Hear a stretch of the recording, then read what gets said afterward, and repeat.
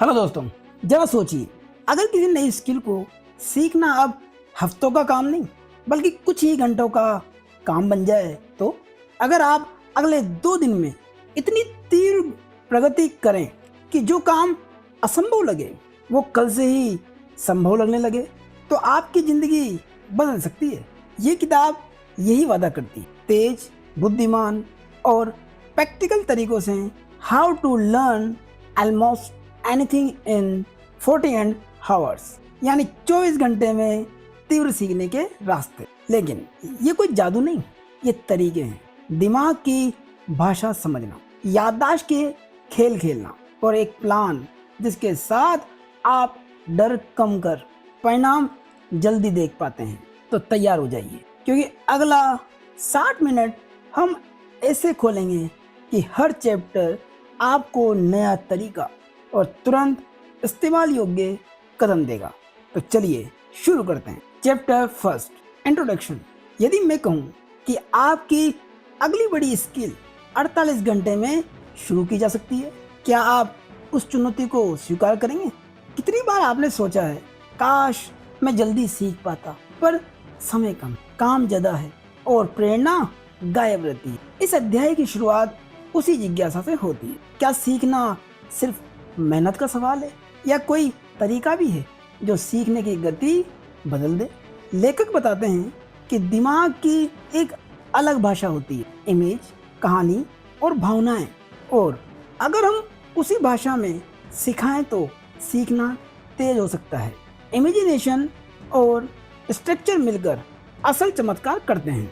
लोग अक्सर असफलता से डरते हैं और इंफॉर्मेशन ओवरलोड के कारण उलझ जाते हैं। सुबह पढ़ने का मन बनता है, पर शाम तक थकान और डिस्ट्रैक्ट कर देने वाले नोटिफिकेशंस ने ऊर्जा छीन ली होती है। साथ ही पुरानी आदतें रटने या बेतरतीब प्रयास बहुत समय लेती है, और यदि रट भी लिया तो जल्दी उड़ जाती है। ये बाधाएं अधिकांश लोगों को सीखने से दूर रखती है। सीखने को छोटे इंटेलिजेंट हिस्सों में बांटो, प्लान, विजुलाइज, प्रैक्टिस और रिव्यू।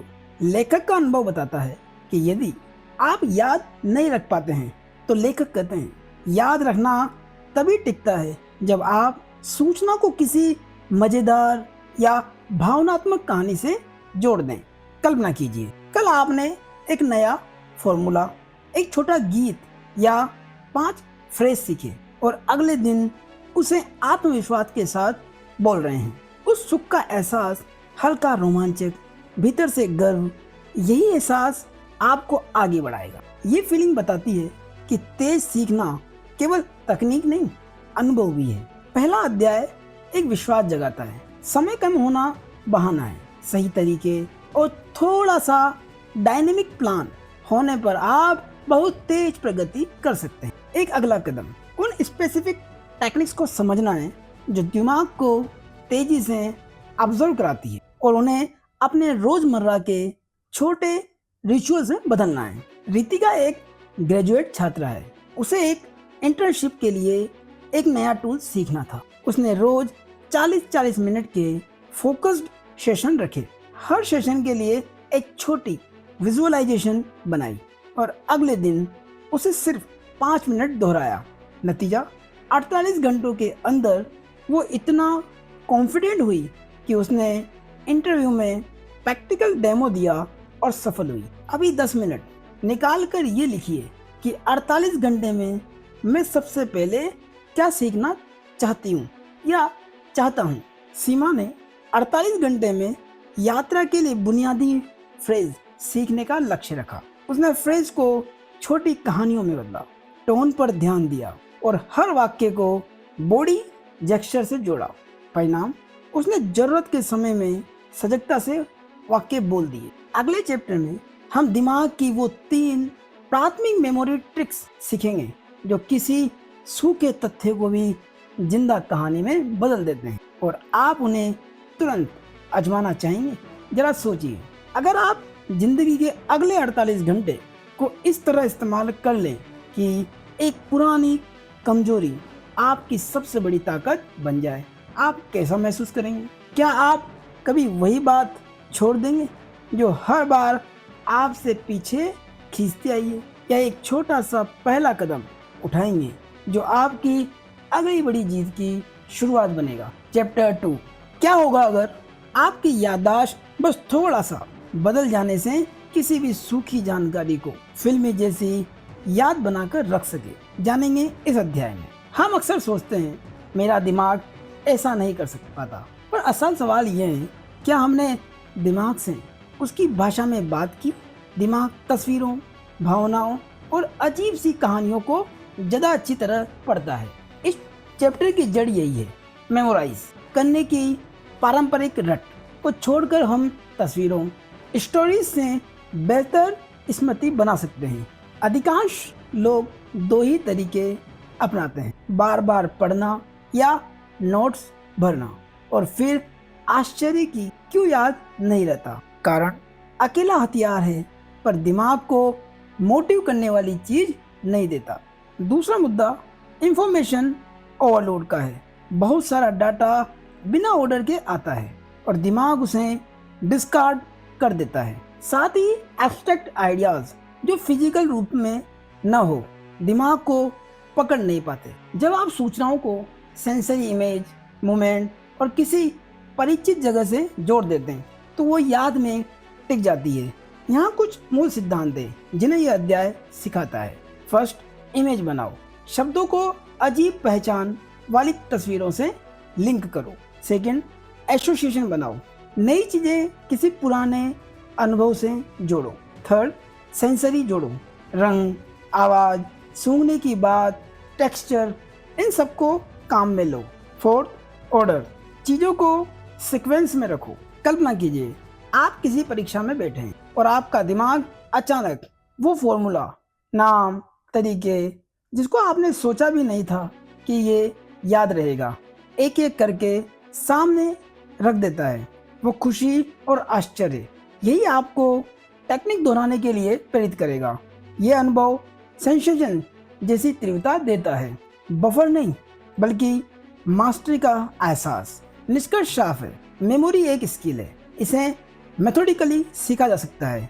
रट छोड़ो, इमेजेस, एसोसिएशन और ऑर्डर्ड लोकेशंस अपनाओ और आप किसी भी ऑब्स्ट्रैक्ट जानकारी को बिना लंबे समय तक रख पाएंगे। एक पुरानी लकड़ी की इमेज पर किताब खोलना, पन्नों की हल्की खुरदरी आवाज़ और कागज़ की खुशबू, ये दृश्य याद बनाने के लिए परफेक्ट सिग्नल बनाते हैं। किसी नाम को याद करने के लिए उसकी आवाज़ को असामान्य बनाइए, जैसे नाम के साथ एक गुनगुनी घंटी बजती है। ये ऑडिटरी को तेज करता है। नील, जो एक सॉफ्टवेयर इंजीनियर है, को हर हफ्ते 10 नई कमांड याद करनी थी। उसने हर कमांड को एक अलग रंगीन क्रिएचर से जोड़ा। अब जब वो कंसोल लिखता है तो वो मेंटल क्रिएचर दिखता है और कमांड तुरंत याद आ जाती है। अभी 7 मिनट निकालिए और अपने रोज़मर्रा के 5 आइटम को अजीब सी तस्वीरों में बदलकर याद कीजिए। प्रिया को इतिहास की 12 तारीखें याद करनी थी। उसने हर तारीख को अपने घर के अलग अलग लोकेशन पर रखा। फ्रंट डोर पर 1914 का एक बड़ा लाल डायनासोर, किचन में 1997 की उड़ती हुई किताबें और सोफे पर 2001 का चमचमाता फ़ोन। हर लोकेशन के साथ उसने एक छोटी कहानी जोड़ी। डायनासोर की किताब चुराई और फ़ोन ने जवाब दिया। इतनी मूर्खतापूर्ण कहानी कि वो हंस हंस कर याद करती रही। परीक्षा में उसने सिर्फ 3 मिनट में सारी तारीखें राइट कर दी। अगला चैप्टर उन स्पेसिफिक तकनीकों पर खुलासा करेगा, major system, method of loci और येलो एलिफेंट, जो नंबर, नाम और एब्स्ट्रैक्ट फैक्ट को पके हुए केक जितना आसान बना देंगे। जरा कल्पना कीजिए आप किसी प्रतियोगिता में खड़े हैं और आपके सामने 200 रैंडम नंबर लिखे हैं।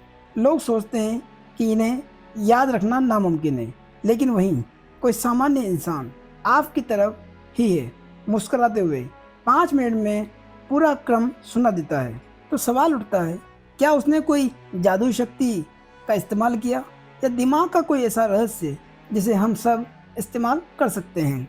आज आप जानने वाले हैं वो सीक्रेट टेक्निक्स जो साधारण से दिमाग को असाधारण बना देती है। और सबसे बड़ी बात, इन्हें अपनाने के लिए आपको कोई जीनियस बनने की ज़रूरत नहीं है, सिर्फ एक खुला दिमाग जो थोड़ी प्रैक्टिस और आपकी याददाश्त आपकी सुपर पावर बन सकती है। Chapter 3, advance memory. क्या आपने कभी सोचा है कि फ़ोन नंबर, पासवर्ड या लंबी लिस्ट को बिना लिखे हमेशा के लिए दिमाग में कैसे रखा जा सकता है? हम रोज़ाना कितनी ही जानकारी से घिरे रहते हैं, लेकिन ज़्यादातर लोग नंबर और डेटा याद करने में तुरंत हार मान लेते हैं। असल सवाल यह है, क्या दिमाग को प्रतिशत को याद करने के लिए ट्रेन किया जा सकता है ताकि वो हर समस्या को समझ सके, हर संख्या को कहानी की तरह याद कर सके? सोचिए, एक छात्र परीक्षा को बोझ समझता है। वो एग्ज़ाम से पहले फॉर्मेट रट रहा है। पहले तो सब ठीक लगता है, लेकिन परीक्षा हॉल में पहुंचते ही सब कुछ धुंधला हो जाता है। क्यों? क्योंकि दिमाग ने उन्हें बेजान अंकों की तरह लिया, न कि जीवित कहानियों की तरह। यहीं आती है 3 शक्तिशाली तकनीक। First, major system. इसमें हर अंक को एक ध्वनि और अक्षर से जोड़ा जाता है, जैसे 3 बराबर M, 2 बराबर N, मिलकर 7 मिलकर बन गया मन। अब 32 का मतलब सिर्फ नंबर नहीं, बल्कि एक मन की तस्वीर। सेकंड, मेथड ऑफ लोकी। इसे मेमोरी पैलेस भी कहते हैं। अपने घर या रास्ते के हर कोने को एक स्थान मानकर उसमें चीज़ें रख दीजिए। जैसे फ्रंट डोर पर 45 लिखा है, जो कल्पना कीजिए कि दरवाजे पे एक रथ र और लालटेन ल रखिए। Third, demonic system. इसमें नंबर को अक्षरों में बदलकर किसी इंसान और उसकी हरकत से जोड़ते हैं, जैसे 92 बराबर NB। नेपोलियन बोनापार्ट तलवार घुमाते हुए आपके कमरे में आ गए। अब जरा कल्पना कीजिए, आपके घर का हर कोना रहस्यमयी कहानियों से भरा है। बेड पर बैठा एक मन, किचन में नाचता हुआ नेपोलियन और दरवाजे पर खड़ा एक चमकता हुआ रथ। अचानक बेजान नंबर अब रंगीन चित्रों और जीवित किरदारों में बदल गए। सीख यही है, नंबर और डेटा कभी याद नहीं रहते अगर उन्हें बोरिंग रूप में लिया जाए, लेकिन जैसे ही आप उन्हें ध्वनि, चित्र और कहानियाँ बना देते हैं, दिमाग उन्हें खुशी से हमेशा के लिए सहेज लेता है। आज रात सोने से पहले किसी 2 अंकों वाले नंबर को मेजर सिस्टम से शब्द में बदलकर याद करने की कोशिश कीजिए। कल सुबह देखिए क्या वह तुरंत याद आ गया। जरा सोचिए, अगर आपके पास सिर्फ 48 घंटे हो और उसी में आपको कोई नई स्किल मास्टर करनी हो, क्या आप कर पाएंगे? अब दूसरा सवाल, अगर आप इन्हें 48 घंटों को बिना सही प्लानिंग के बर्बाद कर दें तो क्या होगा? जवाब सीधा है, आप वही खड़े रह जाएंगे जहां आज हैं। दुनिया के हर सफल इंसान, चाहे वो एलन मस्क हो, विराट कोहली या स्टीव जॉब, उन्होंने कभी सिर्फ सपना नहीं देखा, उन्हें एक्शन लिया। और एक्शन तभी असरदार बनता है जब पीछे एक ठोस प्लान हो। आज से शुरू होने वाली ये यात्रा आपके सोचने, सीखने और करने के तरीकों को पूरी तरह बदल सकती है, क्योंकि ये किताब हमें सिखाती है सिर्फ जानना काफ़ी नहीं है, करना जरूरी है। Chapter 4, plan then act. क्या आपने कभी सोचा है कि कितने लोग बड़े सपने लेकर चलते हैं, लेकिन मंजिल तक पहुंचते सिर्फ कुछ ही क्यों हैं? हम सबके पास सपने होते हैं, नई भाषा सीखनी है, गिटार बजाना है, कोई बिजनेस शुरू करना है, लेकिन ज़्यादातर लोग उन सपनों को अधूरा छोड़ देते हैं। वजह क्या है? असल में कमी पैशन या टैलेंट की नहीं होती, कमी होती है एक स्पष्ट रोड मैप की। लोग अक्सर ये गलती करते हैं कि बिना प्लान बनाए ही दौड़ पड़ते हैं। कोई नई स्किल सीखना शुरू कर देता है, लेकिन बीच में छोड़ देता है। कोई वजन घटाने का इरादा करता है, लेकिन 10 दिन बाद हार मान लेता है। या फिर कोई एग्ज़ाम की तैयारी करता है, पर स्ट्रक्चर न होने से घबरा जाता है। नतीजा, अधूरे काम, टूटे हुए कॉन्फिडेंस और अटकी हुई डेडलाइंस। यहीं आता है असली सीक्रेट। फर्स्ट, समस्या पहचानो, खुद से पूछो मेरी सबसे बड़ी रुकावट क्या है। सेकेंड, रोल सेट करो, ऐसा लक्ष्य चुनो जिसमें भावनात्मक जुड़ाव हो। थर्ड, एक्शन प्लान बनाओ, छोटे छोटे स्टेप में बांटो। फोर्थ, हैबिट डालो, रोजाना उसी काम को दोहराओ भले ही छोटा क्यों ना हो। फिफ्थ, सपोर्ट सिस्टम, अपने दोस्तों, ग्रुप्स या सोशल प्लेटफॉर्म से अकाउंटेबिलिटी पाओ। ये वही प्रैक्टिकल अप्रोच है जिसने टेंसल अली को मात्र 24 दिनों में पूरी सिडनी येलो पेजेस डायरेक्टरी याद करने में मदद की। सोचिए, आप हर सुबह उठे और आपके पास क्लियर प्लान हो, आज क्या करना है ये पक्का हो। उस लिस्ट को टिक करते हुए आपको जो संतोष मिलेगा वही असली सक्सेस का ईंधन है। वो एहसास कि आप अपने सपनों को सिर्फ सोच नहीं रहे, उन्हें जी रहे हैं। एक स्टूडेंट सोचता है कि एग्ज़ाम पास करना है, लेकिन रोज़ बिना स्ट्रक्चर के पढ़ाई करता है। हफ्ते बाद समझ आता है कि वो गलत चैप्टरों पर टाइम बर्बाद कर रहा था। फिर वो माइंड मैप बनाता है, प्लानिंग करता है और अचानक उसका फोकस 3 गुना बढ़ जाता है। लेकिन सवाल ये है, जब रोज़ की ज़िंदगी में छोटे छोटे काम ही याद नहीं रहते तो बड़े सपनों के लिए फोकस और डिसिप्लिन कैसे लाएं? इसका जवाब मिलेगा अगले अध्याय में। Chapter 5, everyday memory. क्या आपने कभी घर से निकलते वक्त चाबियां भूल दी या शॉपिंग लिस्ट लेकर गए और स्टोर पहुंचते ही आधा सामान याद नहीं रहा? अगर हाँ, तो आप अकेले नहीं हैं।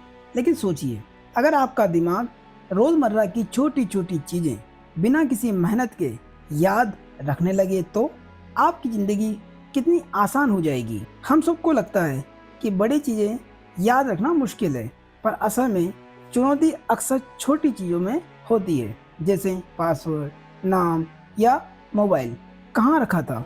दिमाग इतना शक्तिशाली है कि हजारों पन्ने याद कर सकता है, फिर भी वो चाबियाँ क्यों भूल जाता है? रोज़मर्रा की थकान और डिस्ट्रैक्शन दिमाग को बोझिल बना देते हैं।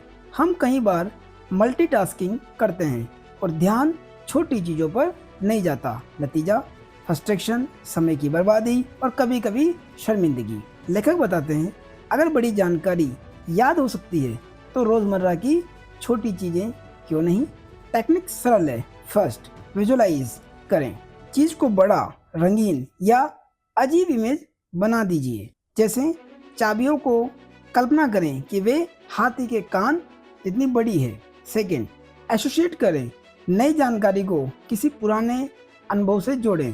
जैसे नए दोस्त का नाम राज है, राजमहल की तस्वीर दिमाग में लाएं। थर्ड, रिकॉर्ड ट्रिगर बनाइए। जाने से पहले लिस्ट पढ़ते समय हर आइटम को एक कहानी का हिस्सा बना दीजिए। कल्पना कीजिए, आप पार्किंग लॉट में खड़े हैं, बाकी सब कारें एक जैसी दिखती है, लेकिन आप तुरंत अपनी गाड़ी ढूंढ लेते हैं क्योंकि आपने कल्पना की थी कि आपकी कार पर एक बड़ा नीला हाथी नाच रहा है। बोरिंग सी जानकारी अब एक मज़ेदार और अजीब विजुअल से हमेशा के लिए याद हो गई। सीख ये है, दिमाग बोरिंग जानकारी को रिजेक्ट करता है, लेकिन वही जानकारी अगर ड्रामा, रंग और इमोशन में पैक हो तो दिमाग उसे खुशी खुशी हमेशा के लिए रख लेता है।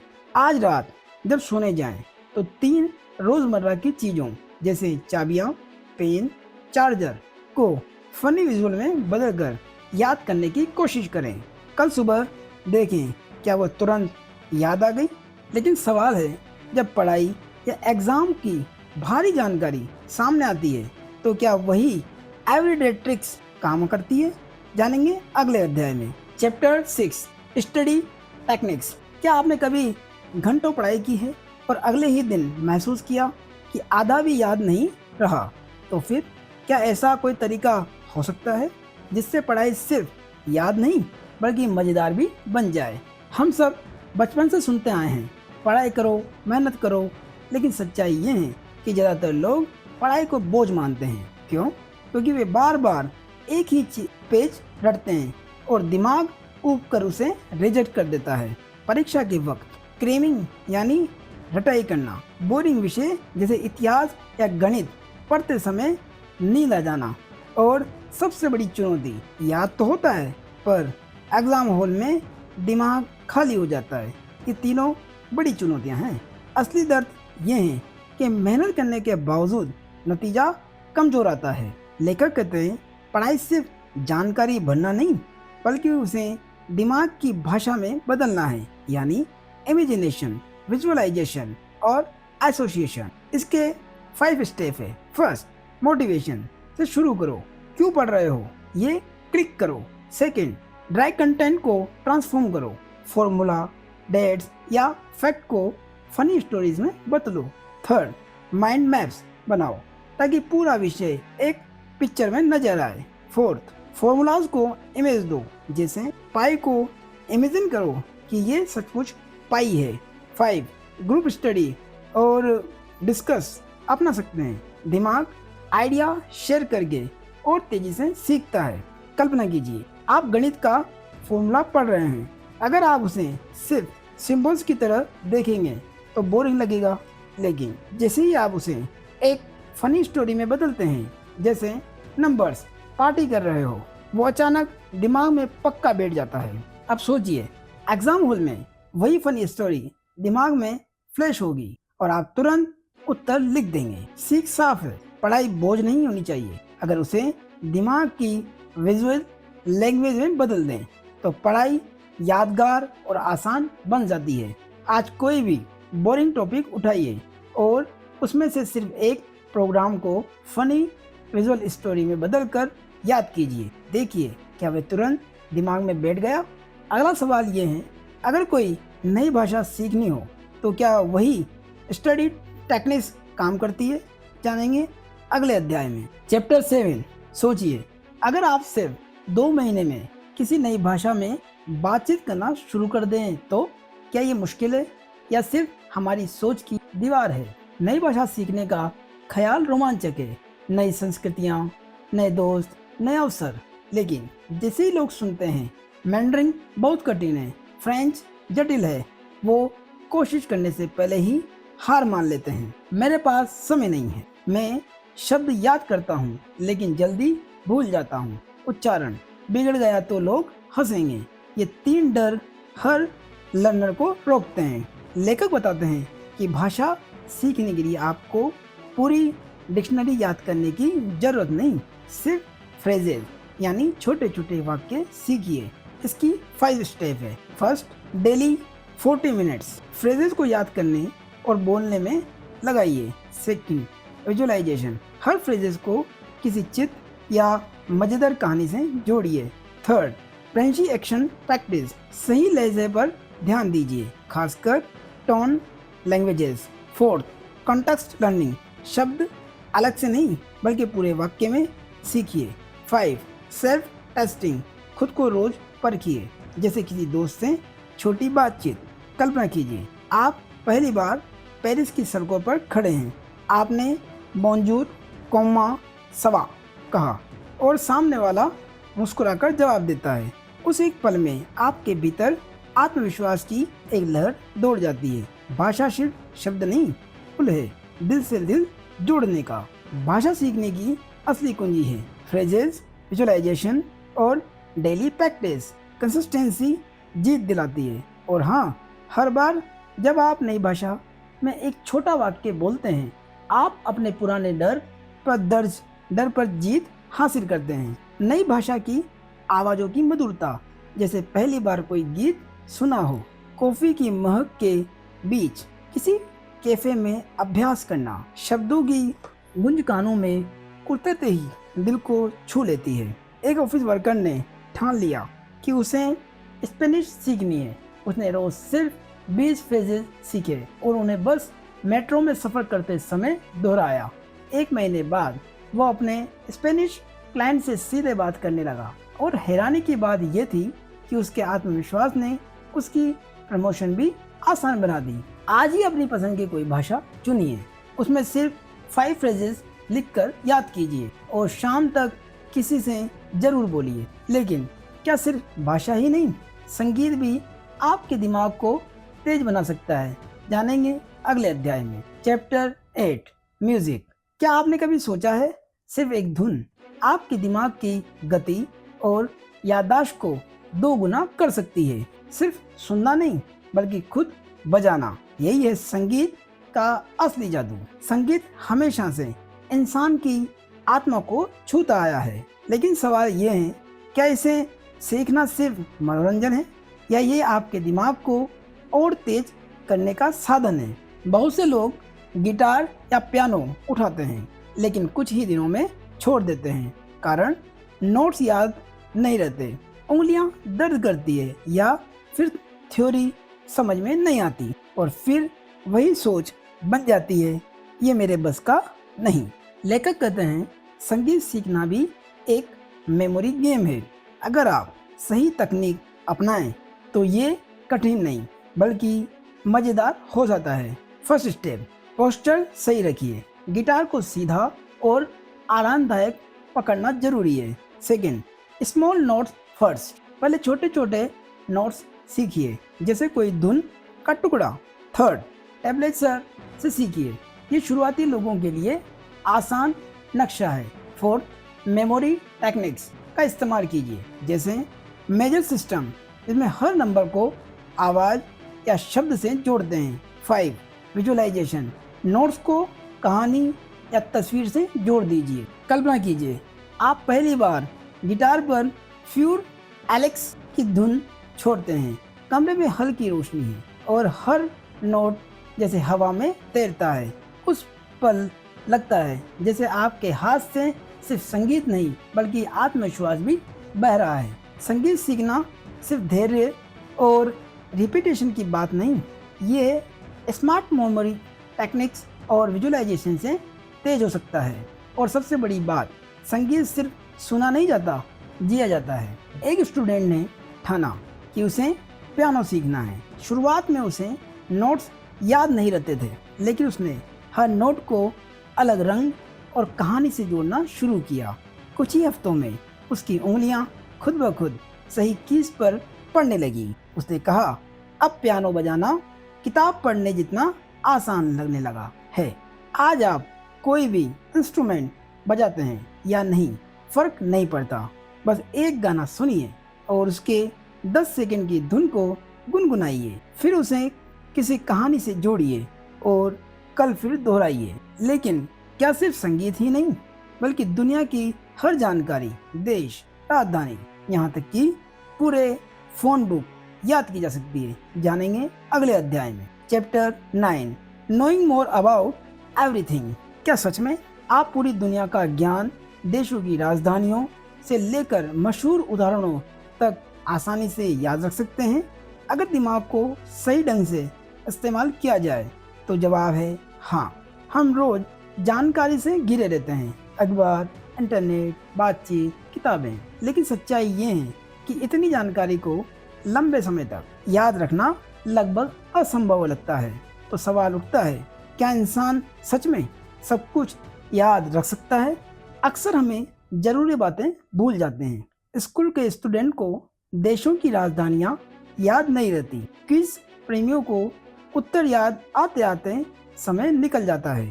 प्रोफेशनल्स को अपने काम की इम्पोर्टेंट फ्लक्स या कोर्स भूल जाते हैं और नतीजा निराशा और आत्मविश्वास की कमी। कहा जाता है सिस्टमाइज्ड लर्निंग मतलब हर जानकारी को रैंडम नहीं बल्कि विजुअल एसोसिएशन और स्टोरी टेक्निक से जोड़ना। देश और राजधानी किसी मज़ेदार इमेज से जोड़ देना। उदाहरण से समझते हैं, मोरस्को की राजधानी राबात को याद करने के लिए सोचिए, मोरस्को में एक विशाल खरगोश स्टू खा रहा है। क्विज क्वेश्चन, इमेज की ट्रिक लगाइए। मेल स्वान को क्या कहते हैं? जवाब, कोक। सोचिए, एक हंस कॉर्न ऑन द कोक खा रहा है। कोट्स को चित्रों में बदल दीजिए। कल्पना कीजिए आप एक क्विज शो में हैं, हजारों लोग ताली बजा रहे हैं। होस्ट पूछता है, ऑस्ट्रेलिया की राजधानी क्या है? आप बिना सोचे जवाब देते, कैनबरा। लोग चीयर करते हैं और आप महसूस करते हैं अब याद रखना बोझ नहीं, एक खेल है। एक कॉलेज स्टूडेंट को हर हफ्ते टेस्ट देना पड़ता था। वो नाम और परिस्थितियाँ याद रखे नहीं पाता था और हमेशा एवरेज स्कोर लाता था। फिर उसने हर तिथि को मज़ेदार कहानी और रंगों से जोड़ना शुरू किया। 3 हफ्तों में ही उसके मार्क्स 2 गुने हो गए। चैलेंज, आज ही 5 देशों की राजधानी सीखिए। हर देश और राजधानी के लिए एक मज़ेदार इमेज बनाइए। उस इमेज को किसी कहानी में फिट कर दीजिए। कल देखिए क्या वो सब याद है। लेकिन क्या आप सोच सकते हैं सिर्फ साधारण लोग भी विश्व स्तर पर मेमोरी चैंपियन बन सकते हैं? जानेंगे अगले अध्याय में। जरा सोचिए, अगर आप भीड़ में खड़े हो और कोई आपसे कहे पिछले साल के हर दिन का मौसम, अपने सारे दोस्तों के फ़ोन नंबर और 200 रैंडम शब्द उल्टे क्रम में अभी बोलो, क्या आप कर पाएंगे? ज़्यादातर लोग कहेंगे नामुमकिन। लेकिन सच्चाई है कि इंसानी दिमाग एक सुपर कंप्यूटर से भी तेज काम कर सकता है, अगर उसे सही तरीके से ट्रेन किया जाए। यही कारण है कि दुनिया भर के मेमोरी एथलीट्स साधारण लोग होते हुए भी असाधारण एक्स्ट्राऑर्डिनरी कमाल दिखाते हैं। इस सफ़र के आखिरी चैप्टर में आप जानेंगे कि कैसे कोई भी इंसान अपनी याददाश्त को उस स्तर तक ले जा सकता है जहां वो जमीन के हर क्षेत्र में एथलीट बन जाए। Chapter 10, become a memory athlete. क्या आपको लगता है कि मेमोरी चैंपियन बनने के लिए जीनियस दिमाग चाहिए? सच्चाई ये है कि चैंपियन बनने वाले ज़्यादातर लोग वही होते हैं जो कभी क्लास में औसत बच्चे माने जाते थे। दुनिया भर में हर साल वर्ल्ड मेमोरी चैंपियनशिप्स होती है। यहाँ लोग घंटों तक नंबर, कार्ड, नाम और तारीखें याद करके सबको चौंका देते हैं। जिज्ञासा यही है, आखिर ये कैसे मुमकिन है? बहुतों को लगता है कि वो कभी याद नहीं रख सकते, पासवर्ड भूल जाते हैं, नाम भूल जाते हैं या परीक्षा में सब ब्लैंक हो जाता है। यानी असली चुनौती हमारी सेल्फ बिलीफ है, न कि दिमाग की क्षमता।